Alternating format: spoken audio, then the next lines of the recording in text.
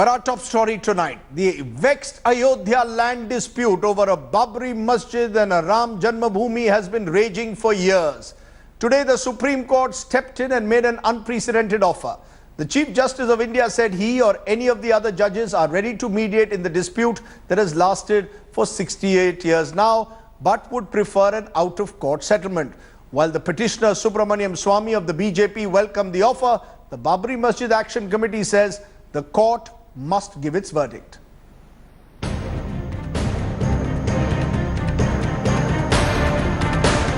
The most divisive dispute raging on for years. A watershed moment in Hindu-Muslim polarization. The Ayodhya Ram Mandir Babri Masjid dispute. After years of being mired in disputes, negotiations and legal cases, the issue is all set for a final mediation by a Supreme Court judge. In a crucial development today, the Supreme Court suggested that all the parties involved in the Ayodhya land dispute must sit together and try to reach an amicable solution. But what is most important is, will all parties consent? Keeping in mind the huge trust deficit which has always been present between the litigating parties. Supreme Court, in its observation, made it clear that the issue was a sentimental and religious one, and it should be discussed between the two parties.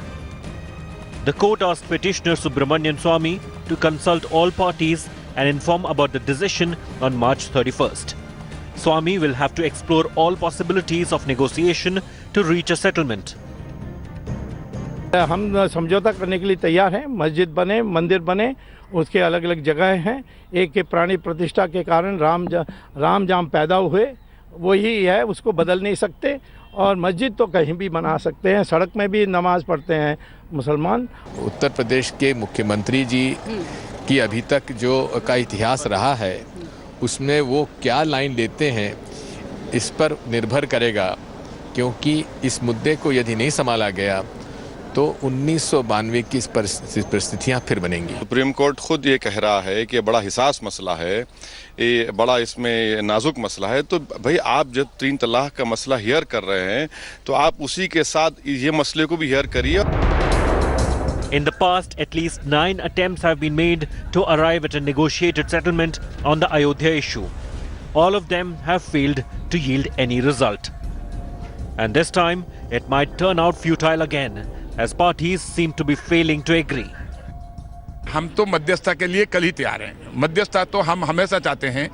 हमारी सरकार ये चाहती है कि पहले कोई भी dispute जो है, हम तो इसको मध्यस्थता को और भी एनकरेज कर रहे हैं। चाहे लिटिगेशन होने के बाद मीडिएशन हो, मीडिएशन को जो हमारी सरकार जो है हमेशा एनकरेज करती है। कोर्ट को हमें पहले तो ये बताना है कि प्राइवेट नेगोशिएशन पॉसिबल नहीं है। मुझे पूरा भरोसा है कि मुस्लिम भाई सामाजिक समरसता में एक उदाहरण पेश करें और करेंगे, क्योंकि कोर्ट ने भी उनसे यही उम्मीद की। My view, this can be solved by amicable negotiation or through court only.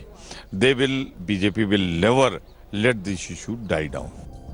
The issue, if handled properly, could have sealed friendly relations between the two communities, but it instead ended up widening the divide. The latest judicial intervention will hopefully bridge this gap between the two communities.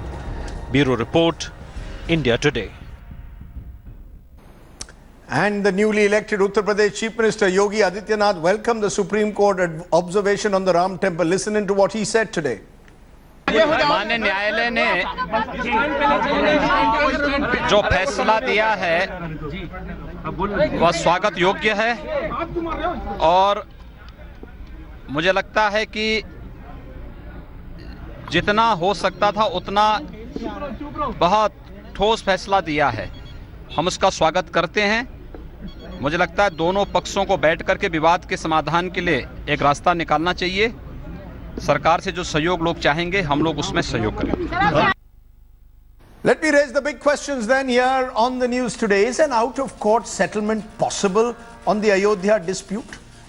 Can a court really mediate on what is seen as a matter of faith by one side? Will the Ayodhya issue continue to divide Hindus and Muslims? Is an Ayodhya solution possible only with a give and take spirit by both sides? Should the Supreme Court wait for talks before delivering an Ayodhya verdict? Is it running away from its responsibility? Those are the questions.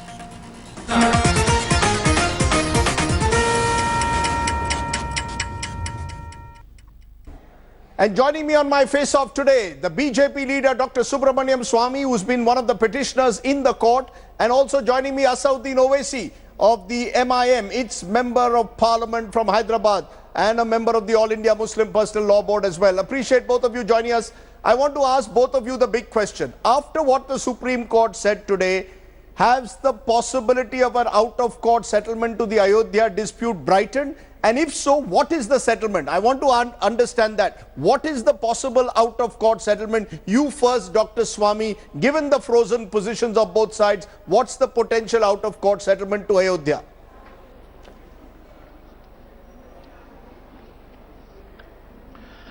Well, I would say that to work a settlement, we have to examine which is flexible, which is rigid.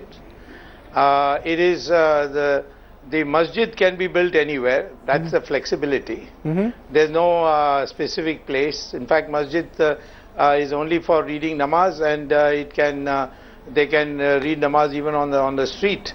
So therefore, a masjid can be shifted. And in most countries, from Iran to Saudi Arabia, they shift masjids. They even demolish masjids. So first of all, that flexibility the Muslim community has. As far as the Hindu community is concerned, the place where Ram is born is a faith, and that faith of course has been upheld by the Allahabad High Court. But we can't have a Ram Janmabhoomi Mandir anywhere else except that place. So I think the ideal arrangement would be that across the Saroo River, Muslims build together. So you're saying basically the compromise has to be made by Muslims, that Muslims have to agree that the masjid will be built on the other side of the Saroo River.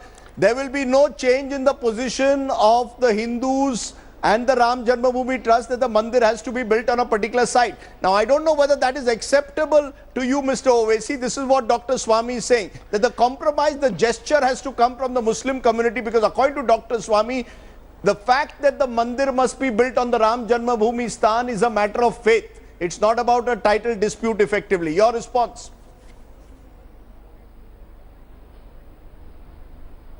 Well, Mr. Swamy might be learned in other matters, but I don't need to learn Islamic jurisprudence from him. And what happens in Saudi Arabia and Iran, maybe Mr. Swamy can take his grievance to Iran and Saudi Arabia. But as far as I am concerned, masjid is a place which will be masjid right till the world ends. There can be no compromise on that, because it is a criminal action which demolished the masjid. And Mr. Swamy knows very well that earlier 7 such attempts were made, and those attempts were failed not because of the intransigence on the part of the Muslim Personal Law Board, but because of stubbornness and bigotry, which you have just now seen what Mr. Swamy has said. So the Personal Law Board is very clear. The Working Committee resolution says that we will abide by the Supreme Court judgment. We want the Supreme Court to hear it on a day-to-day basis. And I request Mr. Swamy again, please tell Mr. Modi, the Prime Minister of India, and you are the member of Executive Committee of your party, file a petition in Supreme Court saying that if triple talaq can be heard during summer holidays, let this case be heard during summer holidays without a break. Till August, the judgment will come. What is stopping Mr. Swamy and the Modi government from filing a simple petition in Supreme Court asking for day-to-day hearing along with the 93 contempt petition? If the Supreme Court can sit in summer holidays and hear the triple talaq, why not this? And last point, Rajdeep, the Allahabad High Court judgment is wrong judgment, because judgments cannot be given on the basis of astha. It was a title suit. Unfortunately, the Allahabad judgment turned it into a partition suit.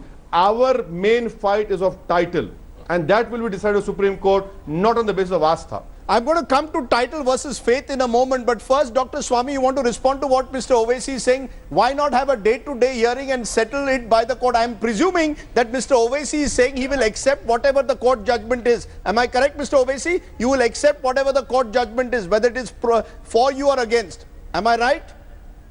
You will accept the judgment even if it's an adverse judgment. Rajdeep, the Muslim, the Muslim Personal Law Board in its working committee has set this resolution. Okay, then let Dr. Swamy respond to that. I am stating the position of All India Muslim Personal Law Board. Let Dr. Swamy, why not a day-to-day hearing then? Let's settle it in the courts. Why are you not so keen for a day-to-day hearing?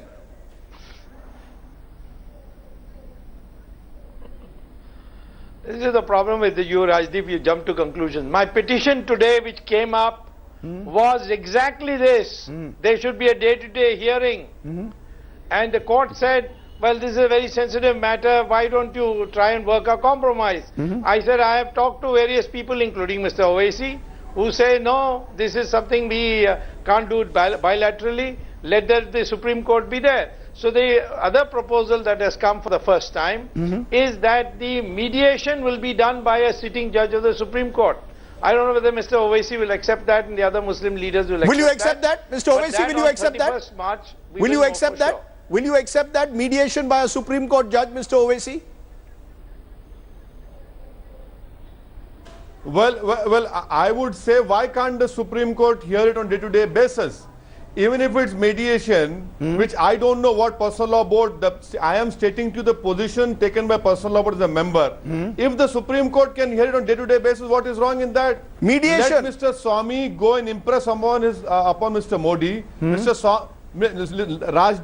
Rajdeep, mediation or not, the important point is the Supreme Court is seized of the matter. Let them hear it on day-to-day basis. If the Supreme Court can hear triple talaq during summer vacation, why not this issue? If the Supreme Court is accepting the sensitive issue for both the parties, let the Supreme Court hear it in summer vacation. Who's stopping the Supreme Court? We are ready.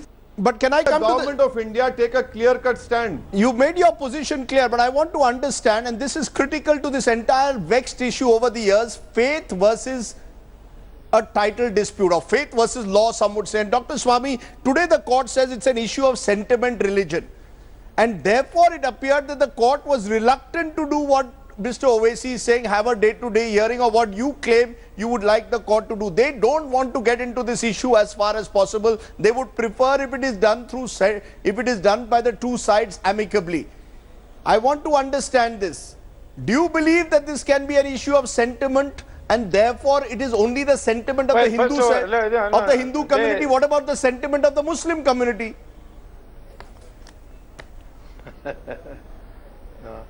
Now, you see, there's a new development of the last 2 years. I had filed a writ petition saying that my fundamental rights are being affected because I'm not able to worship at the Ram temple because there's a makeshift temple and there are all kinds of restrictions, and how long is this going to go? And therefore there should be a day-to-day hearing, and this matter should be settled. So that's how the whole thing came, and this issue of Astha came, I think, and Owaisi is right. The Allahabad High Court gave the central dome of the Babri Masjid to the Ram Lala petitioners, saying that this is a question of Astha, and therefore Ram everybody believes that Ram was born in the central dome, where the central domes of the Babri Masjid once stood. Now, the issue is that as far as the title question is concerned, the whole argument of the Muslim I think Sunni Waqf board is that adverse possession is ours. They admit that the land originally belonged to the Hindus, but then they took it over, and for 300 years they have kept it, so by adverse possession comes to them. Adverse possession is a valid law only if there was no objection. But the Hindus protested every year for 300 years. So that's a question of argument. Yes. I am only saying, is there a room? After all, you want a masjid. There is nothing special about building a masjid in Ram Janmabhoomi. You can build it next to Ram Janmabhoomi. Why can't you be reasonable and accept that? Okay, that's, what is so special about the masjid in the exact spot where it was before? It's coming to a question of competitive sentiment at one level as well. Because Mr. Owaisi, if what Dr. Swamy is saying, that I am willing to reach out to you and ensure that a masjid is built either on the other side of the Saryu or in the 2.77 acres itself, let me ask both of you, is it not large enough to build both a mandir and a masjid? Is that not possible, Mr. Owaisi? 2.77 acres. Let the Garbhagriha be where the Ram Janmabhoomi is built, some say, and a masjid next door. Is that possible? Or do you believe fundamentally this is an issue of title and therefore it cannot be seen as a matter of any kind of religious faith? Rajdeep, what you and Mr. Swamy are telling me is that either take it or we'll kick you out. You know, this is a test of India's secularism. This is a test of our rule of law. This is a test of our diversity. This is a test of whether justice will be done or not. This is the test. Faith is, I don't know how can faith be part of this. A Supreme Court or courts of law should decide on faith. I mean, can what happened 14 lakh years ago, can a court decide that? Under what basis? The courts are there to decide on the basis of the documents and law. And demolition of Babri Masjid was a criminal act. And it is not adverse possession. Mr. Swamy is deliberately misguiding the whole nation. He has not read the judgment. He has not read the papers which has been filed by the All India Muslim Personal Law Board. It is a question of title and their records are there. You know, but for the demolition, but for the entry of all those what happened in 1948 and opening of gates. And please remember, Mr. Swamy on record has condemned the demolition of Babri Masjid, where in Hyderabad, in Medina Education Center. At that time, Mr. Swamy was very close to the then Congress government. And now Mr. Swamy, according to his political convenience, has changed his position. That I leave it to him. But I am of the opinion that let the Supreme Court decide. Two wrongs don't make a right. And I will not accept a masjid. If the land belongs to me, I will reconstruct the masjid. If the land does not belong to you, why should I construct a masjid? You know, the point, Dr. Swamy, the issue of faith, as a law student myself, is a very tricky issue. Are we going to go by faith as to what happened 400, 500 years ago, and how far will we go back? It will open the floodgates. And B, Mr. Owaisi has a point. A criminal act was committed on December 6, 1992, when the masjid itself was demolished. Now, a court needs to look at that. A court needs to look at what happened on December 6, 1992, and the issue of faith itself is an extremely tricky issue. Just let me make an intervention here. Yes. First of all, this titles that he claims was rejected by the Allahabad High Court, which included one Muslim judge. Okay, so in fact, the whole argument of the Sunni Waqf Board was rubbished by the Allahabad High Court. The issue was, even with this title, now he says he has got a chance in the Supreme Court. Fine, let him try it. I have no problem.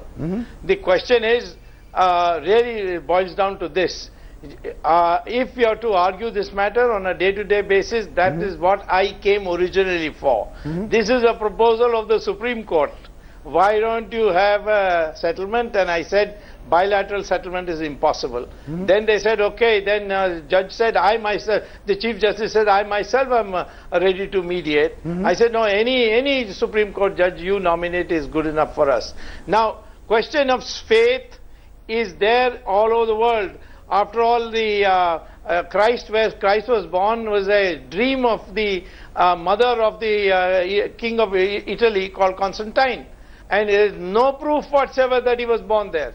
But it is accepted. Sir. And same thing with Al-Aqsa Mosque. The Muslims believe that Muhammad went to heaven from there. So their faith is all over. And the question is, how will you respect it?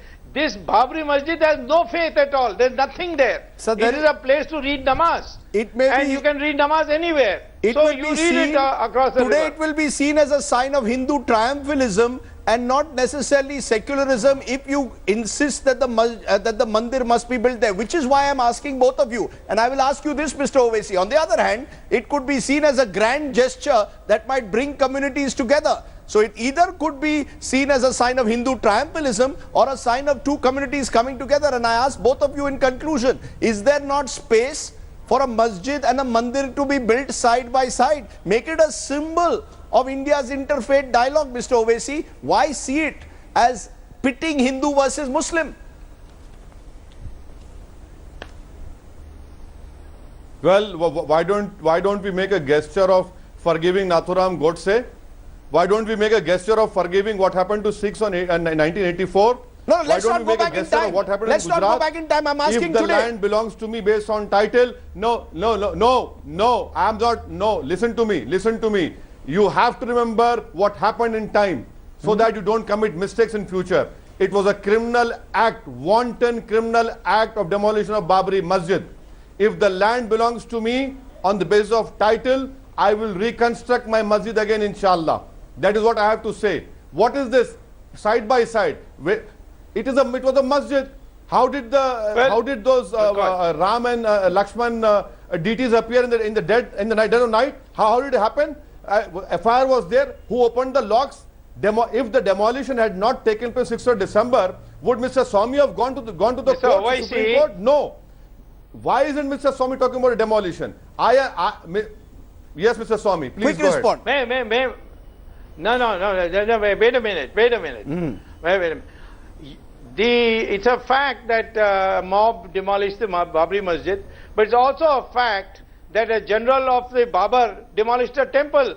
According to the Archaeological Survey of India, which had B.B. Lal and K. Muhammad, who gave this report to the Allahabad High Court. Sir, I'm going to ask where do we draw the line? Gentlemen, I'm going to ask, that's precisely, gentlemen, I'm going to make one last attempt. Absolutely I'm going to make one last attempt to mediate. Absolutely misleading. No, I'm going to make one last attempt to act as mediator by saying that why can this not become a symbol of interfaith harmony? Why is it not possible for Dr. Swamy and Mr. Owaisi to sit across a table like you are sitting on this program and look for a middle ground? Am I to understand that the positions are so frozen in time, Mr. Owaisi, that I am barking up the wrong tree when I call for interfaith harmony and making the Ram Janmabhoomi Babri Masjid site a symbol of that harmony? Not possible, Mr. Owaisi? Is it not possible at all?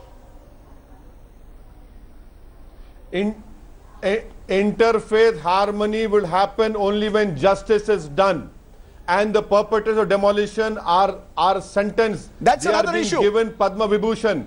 The title should be decided not on the basis of Astha. No, it is part and parcel of interfaith harmony you're talking about. Why do you want to shove this argument of yours on me? You are basically saying that here India has turned into a majoritarian democracy. Muslims are no more the first-class citizens. You are living as tenants. You are living on what we throw to you, and take it or leave it. I didn't say that, will never happen. I have full confidence in the judicial system. Yes, you, by innuendos, you are using that. When you say harmony, what harmony you want? You want to yes. sanction? Do you want to a demolition which took place, and you say harmony? How can harmony happen when a criminal act has happened? I will give you 10 seconds, Dr. Swamy, then in the end to respond. Given what I'm hearing from Mr. Owaisi, it appears that the only option is to go through that day-to-day hearing and to wait for a final verdict from the court. Out-of-court settlement seems out of place given the frozen positions. Well, I'm ready for that. You're ready for that? So day-to-day hearing is what you're ready. Well, I don't know, but I'm ready for a day-to-day hearing. Doesn't want to But let decide. me say one thing. Maybe the Supreme Court doesn't want to decide. Have put you up, are putting the Supreme Court in a difficult position. No. In reply, no. I am not putting the Supreme Court in any difficult position. This is a very wise Chief Justice. There's no problem. The question is, if Mr.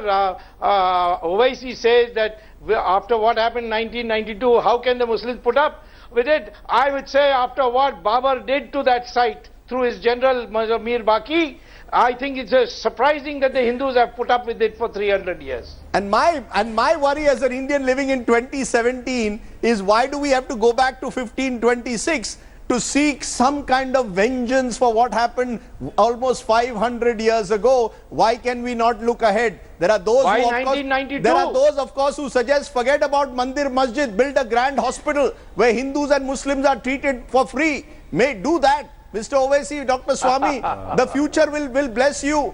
No, Dr. Swamy. No, don't be so dismissive. Yes, no, Mr. Owaisi. No. I meant, why not? Rajdeep,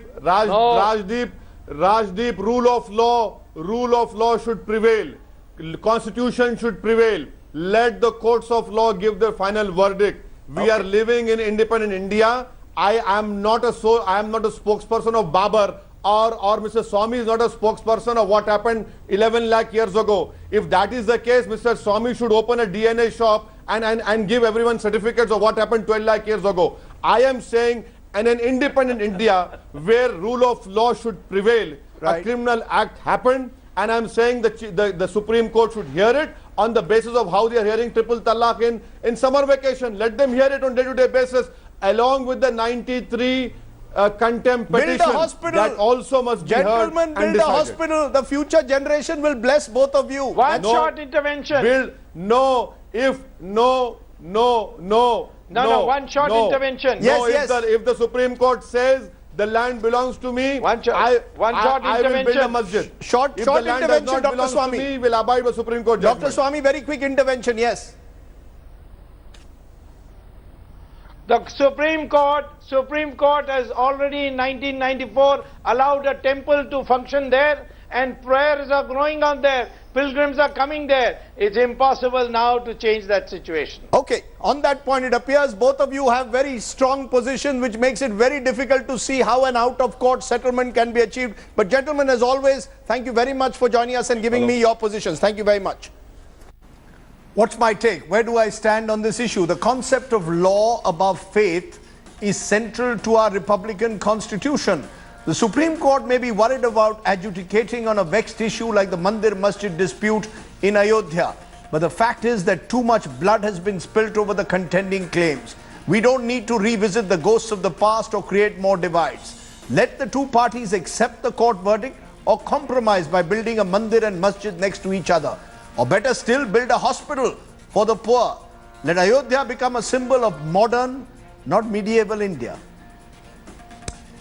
Okay, let's turn to someone, of course, who remains central, many believe, to the entire Ram Janmabhoomi movement. The new UP Chief Minister, Yogi Adityanath's scheduled trip to the national capital and an unscheduled farewell speech in Parliament made headlines today. We bring you up to speed with how the Yogi is trying to reinvent himself as an administrator and someone who's moderate, not a rabble-rouser. On day 3 of his stint as the Uttar Pradesh Chief Minister, Yogi Adityanath headed to Delhi for a slew of important meetings in the power corridors of the capital. After a quick stopover at the Parliament, Yogi kick-started his capital sojourn with a meeting with Finance Minister. Shortly after, Yogi met the Prime Minister, the first meeting since Yogi Adityanath's swearing in on Sunday. Then, Yogi met the Home Minister, followed by a short visit to the Rashtrapati Bhavan. At 2:45, Yogi met the man widely seen as being behind his elevation to the Uttar Pradesh top job. Yogi rounded off the day with a meeting with BJP's tallest leader, LK Advani, now a member of the Margdarshak Mandal. But what was the reason behind the multiple meetings? Yogi Adityanath held marathon meetings with top ministers and BJP leaders. Speculation is rife that discussions were about ministerial berth allocations in the UP cabinet. Sources told India Today that this delay in portfolio allocation is largely because this centre is likely to take a call when it comes to allotting portfolios. After a day of marathon meetings in the capital, will the suspense over Yogi's cabinet end, and who will get the coveted home portfolio? With Shalini Lobo in Delhi, Bureau Report, India Today.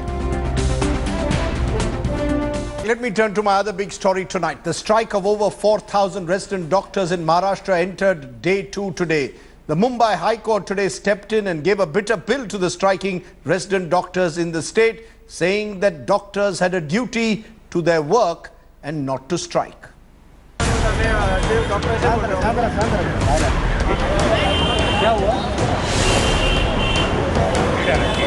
These are scenes outside Sion Hospital. Patients queuing up for medical help, but no relief in sight.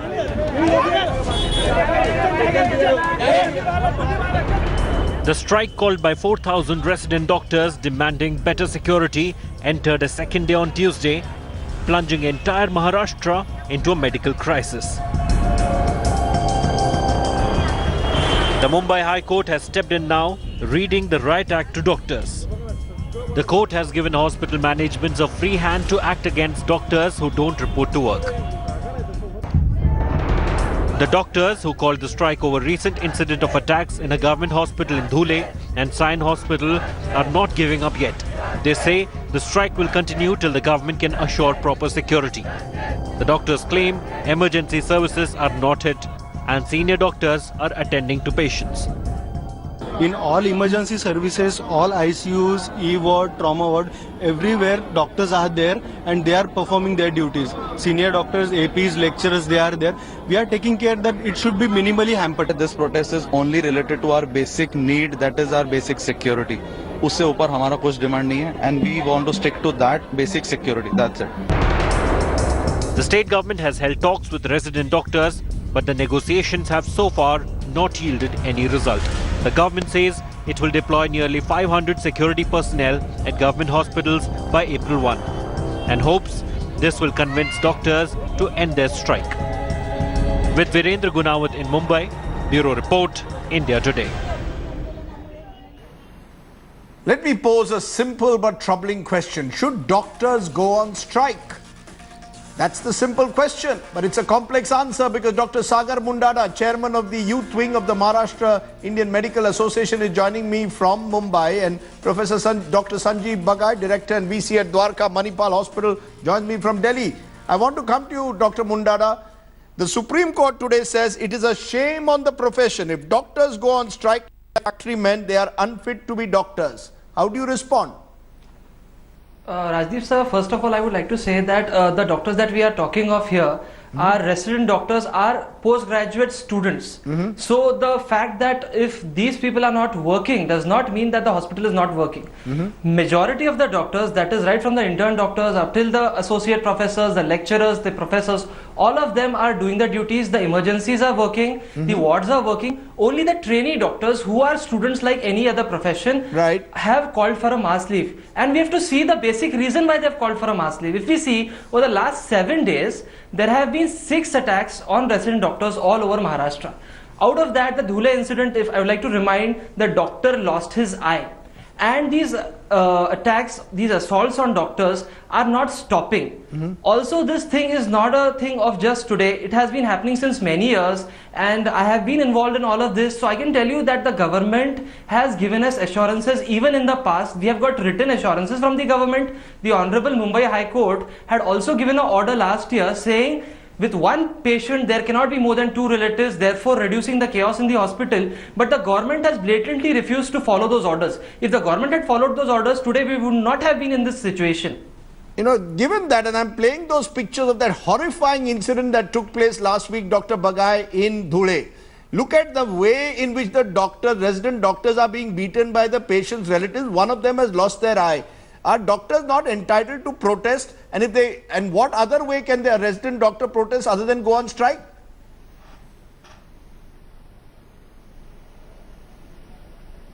Yeah, hi. I think I'll just take a minute to give a macro capture view. We trained for about 20 years in active academics not to go on strike, but we are risking our own lives in treating patients. We sacrifice our youth, we sacrifice our entire life to treat patients.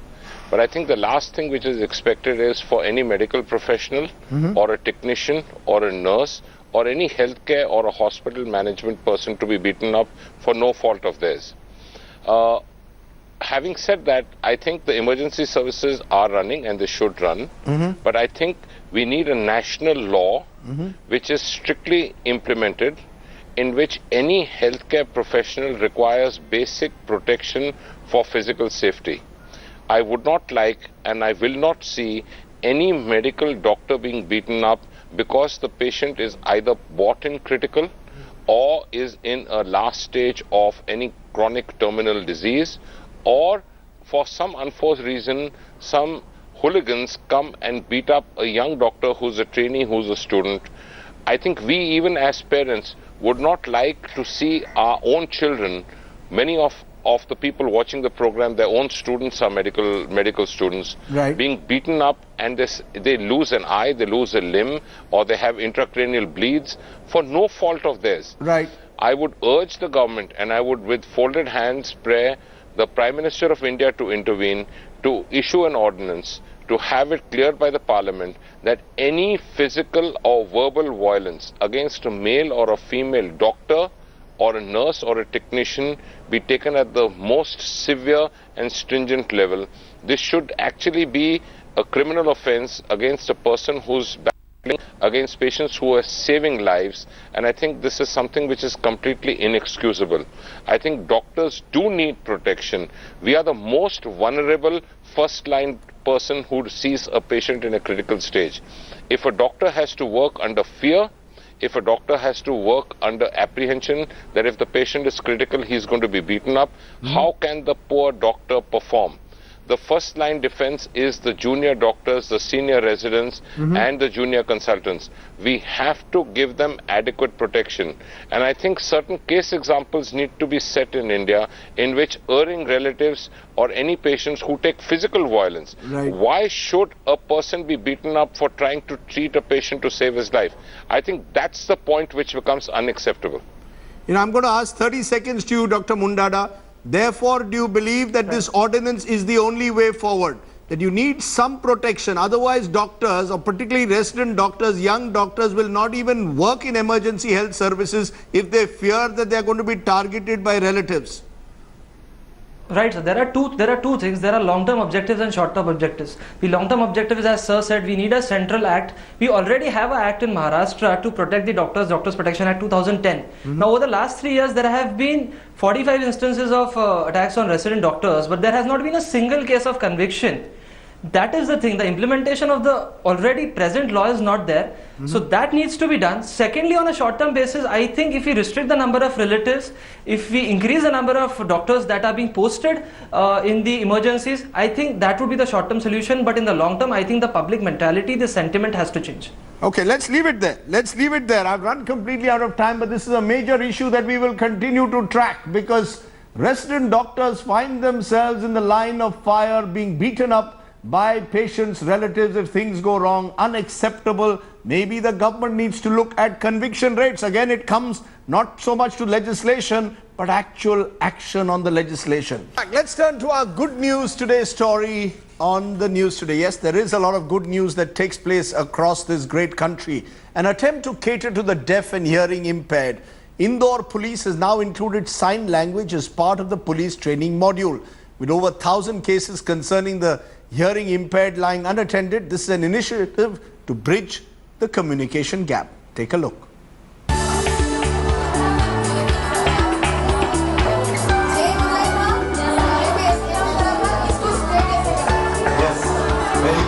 Just because they cannot speak does not mean their voice should be heard.